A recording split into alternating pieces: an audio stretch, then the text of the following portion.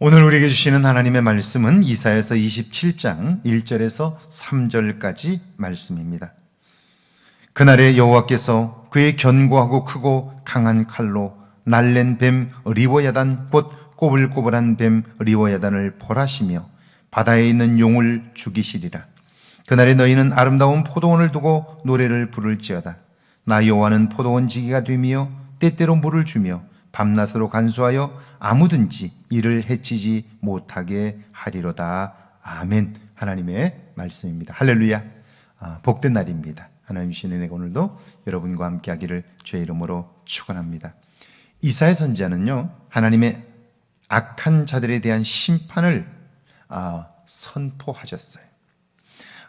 그러고 나서 이제 27장부터는 자기 백성 곧 의로운 자들에 대한 삶, 그들의 미래에 대한 말씀을 하십니다. 단편적인 4개의 예언으로 구성되어 있는데요. 첫 번째가 시온의 원수들에 대한 심판입니다. 그러니까 악한 자들을 멸하신다 하는 것에 대한 이야기이죠. 시온은 하나님의 백성을 상징하며 구원의 백성이에요. 두 번째는요, 시온에 대한 하나님의 보호이며, 세 번째가 곁길로 빠진 성도들에 대한 징계, 그리고 넷째가 모든 성도의 영광스러운 회복입니다. 이 회복에는 사실은 현실적으로 이스라엘 백성들이 바벨론의 포로로 끌려갔어요.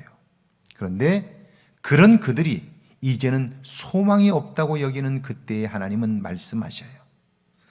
내가 너희를 고국으로 돌아오게 하겠다 하는 거예요. 이건 정말 놀라운 말씀이죠. 고통받던 그들이 새로운 소망이 시작되는 일이기 때문에 그 말씀이야말로 그들에게는 정말 가슴이 떨리는 축복의 말씀이 되는 것이죠.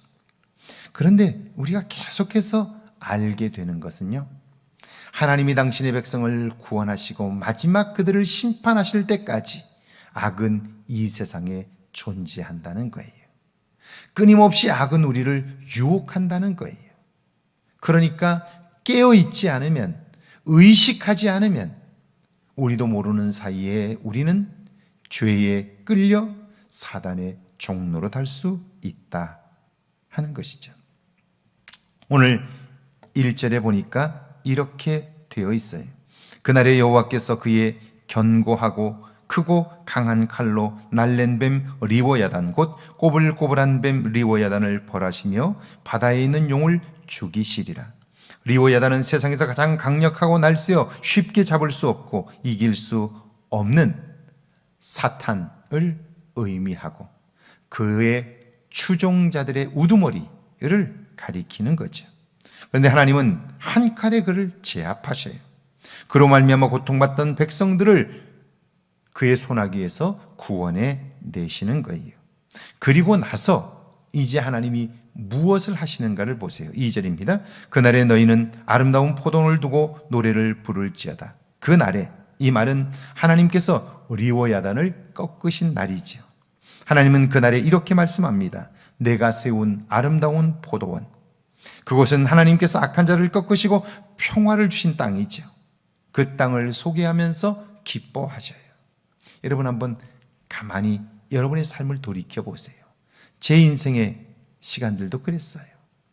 하나님을 향하여 돌아서고 나 자신이 얼마나 죄와 더불어 살았는가를 알게 되고 난 이후에 하나님을 전적으로 의지하면서 내 삶에 나타난 변화들은 놀라운 변화였어요. 제가 가끔 이야기합니다만은 저는 이북에서 내려오신 분들이 사는 마을, 함경도 마을, 지금도 속초에 가면 아바이 마을이라고 크게 있어요. 그 아바이 마을에서 태어났고 성장을 했어요. 함경도 사람들은 욕을 정말 잘해요. 그냥 하는 말이 다 욕이에요. 제가 거기서 태어나서 어린 시절을 보냈으니까 저도 욕을 정말 잘하죠. 근데 그게 나쁘다고 생각해 본 적이 없어요. 그냥 그렇게 욕을 한 거예요. 근데 생각해 보면 그 욕은 해서는 안 되는 말들이었어요. 그런데 그걸 그냥 입에다 달고 살았어요. 군대에서 제대하고 나서 정말 하나님이 살아계신가? 인격적으로 내가 하나님을 만나야 되겠다. 그래야 내 신앙에 근본적인 변화가 경험되겠다 생각해서 기도하기 시작했고요. 그리고 하나님을 인격적으로 만났어요. 그리고 제게 나타난 첫 번째 변화가 물론 죄를 용서받은 확신, 그것으로 인한 기쁨이 있었죠. 그리고 세상을 보는 눈이 달라졌어요. 굉장히 부정적이었죠. 제 삶이 그랬던 것처럼.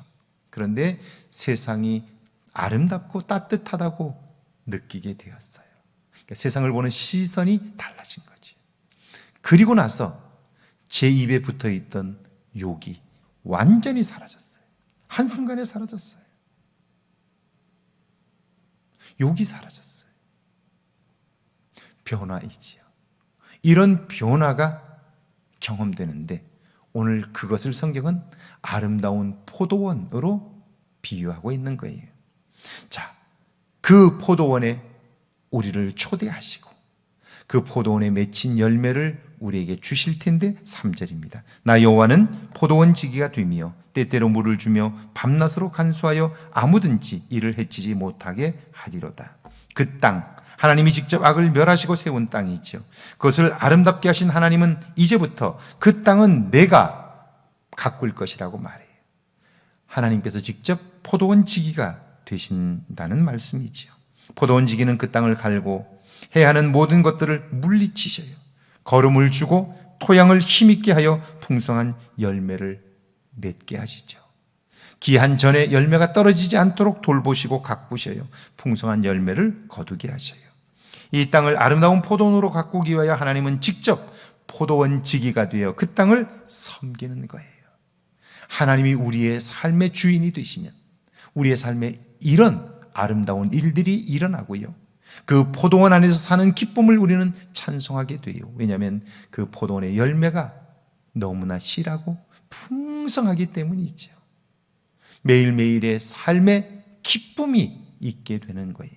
그렇다면 오늘 나에게는 하나님이 내 인생에서 이런 열매들을 주고 계신데 나는 그 열매를 얼마나 발견하며 사는지, 그것으로 인해 얼마나 기뻐하고 사는지를 생각해 보아야 할 거예요. 오늘 이 아침에 기도할 때 여러분의 삶에 그것을 발견할 수 있는 은혜가 있기를 주의 이름으로 축원합니다. 함께 기도합니다. 악한 자의 득세를 보며 부러워하던 나의 모습을 발견하게 해달라고요. 포도원 지기가 되어 이 땅을 섬기는 하나님을 닮게 해달라고요. 함께 기도합니다. 하나님 감사합니다. 하나님은 끊임없이 우리의 삶을 가꾸시고 우리의 인생에 아름다운 열매를 주시기를 기뻐하시지만 우리도 모르는 사이에 악한 자들의 꿰매 빠지고 그들이 가는 길들을 따라가므로 하나님을 등지고 살았던 모습들을 발견합니다. 악한 자를 심판하신 하나님께서 내 백성이라 말씀하시고 이제 내가 울타리를 치고 포도원을 세워 그곳에 우리를 초대하여 함께 그 열매를 먹게 하시는 하나님을 기억합니다. 그 하나님과 더불어 살게 하시고 그 포도원에서 주시는 열매로 인한 기쁨이 내 안에 충만하게 하옵소서.